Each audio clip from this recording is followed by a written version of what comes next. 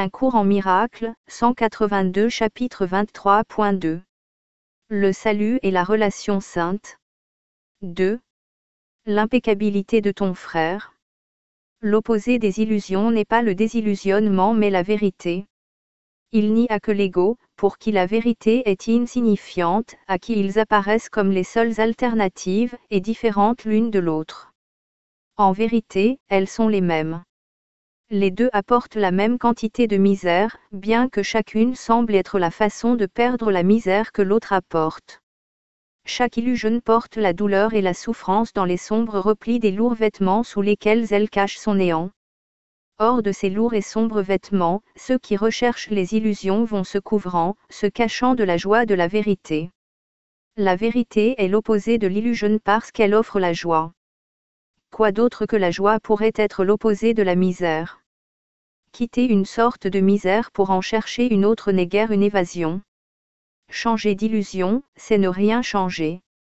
La quête de joie dans la misère est insensée, car comment la joie pourrait-elle se trouver dans la misère? La seule chose possible dans le sombre monde de la misère, c'est d'en sélectionner quelques aspects considérés comme différents et de définir cette différence comme la joie. Or percevoir une différence où il n'y en a pas, il est sûr que cela ne fera pas de différence. Les illusions n'apportent que culpabilité et souffrance, maladie et mort, à ceux qui croient en elles. La forme sous laquelle elles sont acceptées n'a aucun rapport. Nulle forme de misère aux yeux de la raison ne peut être confondue avec la joie. La joie est éternelle.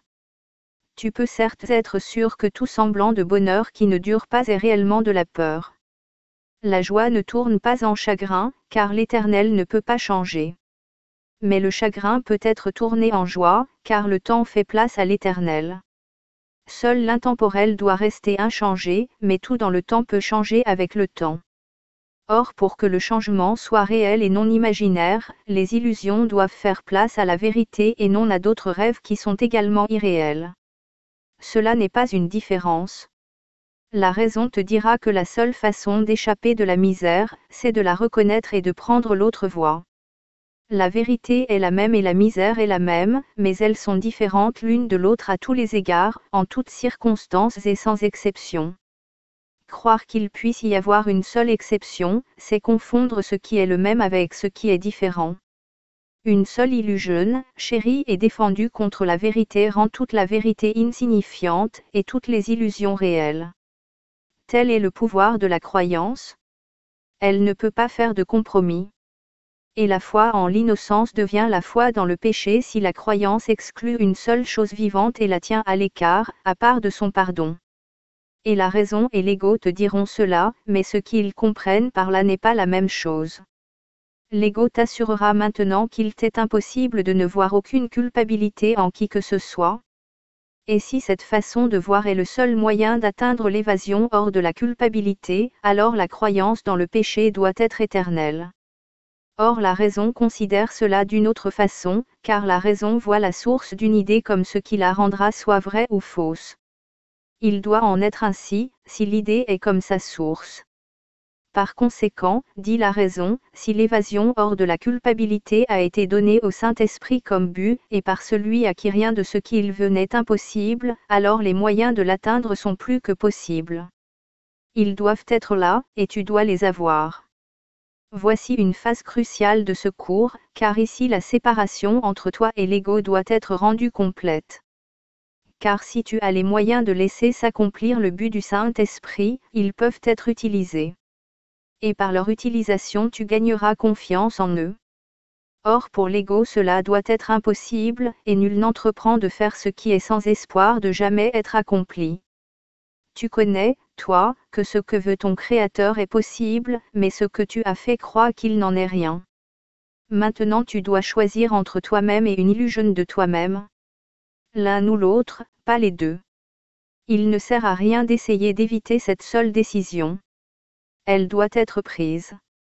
La foi et la croyance peuvent aller d'un côté ou de l'autre, mais la raison te dit que la misère se trouve d'un seul côté et la joie de l'autre.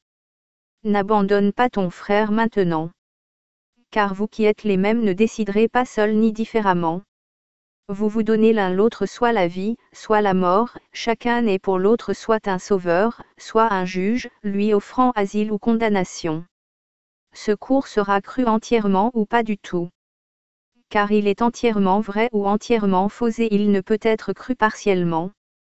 Et tu échapperas de la misère entièrement ou pas du tout. La raison te dira qu'il n'y a pas d'entre-deux où tu puisses t'arrêter incertainement, en attendant de choisir entre la joie du ciel et la misère de l'enfer. Tant que tu n'as pas choisi le ciel, tu es dans l'enfer et la misère. Il n'y a aucune partie du ciel que tu puisses prendre pour en tisser des illusions. Il n'y a pas non plus une seule illusion avec laquelle tu puisses entrer au ciel. Un sauveur ne peut pas être un juge, ni la miséricorde, une condamnation. Et la vision ne peut damner, mais seulement bénir. Celui dont la fonction est de sauver, sauvera.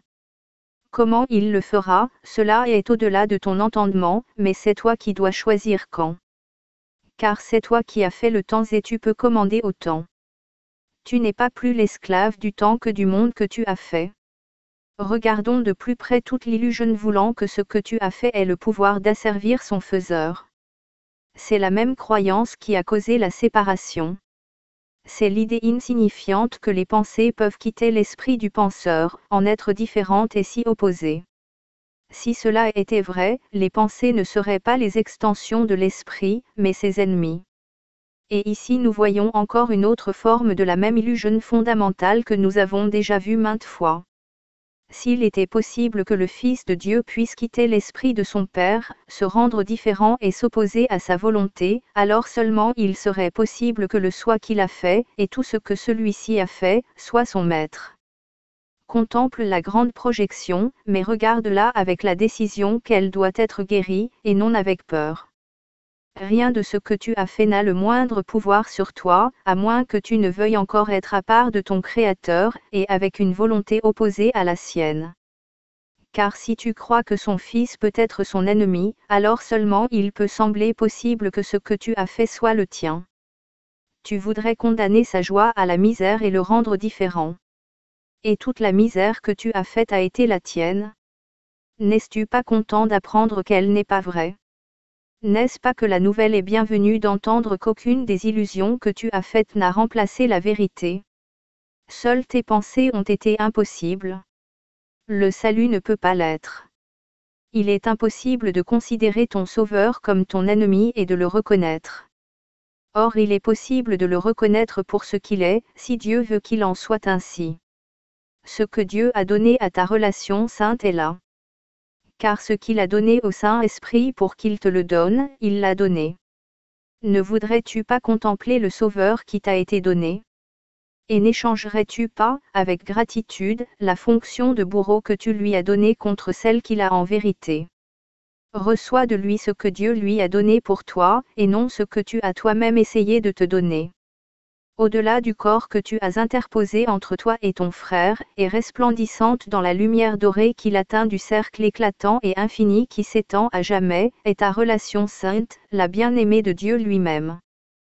Qu'elle est calme, dans le temps et pourtant au-delà, immortelle et pourtant sur terre. Qu'il est grand, le pouvoir qui réside en elle. Le temps attend sa volonté et la terre sera telle qu'elle la voudrait. Ici il n'y a pas de volonté séparée, ni de désir que quoi que ce soit soit séparé. Sa volonté n'admet pas d'exception, et ce qu'elle veut est vrai. Sur chaque illusion portée à son pardon, elle passe doucement et l'illusion disparaît. Car en son centre le Christ est né à nouveau, pour illuminer sa demeure d'une vision qui passe sur le monde. Ne voudrais-tu pas que cette sainte demeure soit aussi la tienne ? Il n'y a pas de misère ici, que la joie.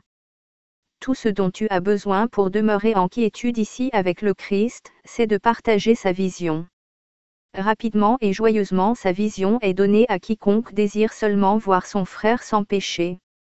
Et nul ne peut rester au-delà de ce désir, si tu veux être entièrement délivré de tous les effets du péché. Voudrais-tu avoir un pardon partiel pour toi-même ? Peux-tu atteindre le ciel tandis qu'un seul péché te tente encore de rester dans la misère ? Le ciel est la demeure de la pureté parfaite, et Dieu l'a créé pour toi. Regarde ton saint frère, sans péché comme toi, et laisse-le t'y conduire.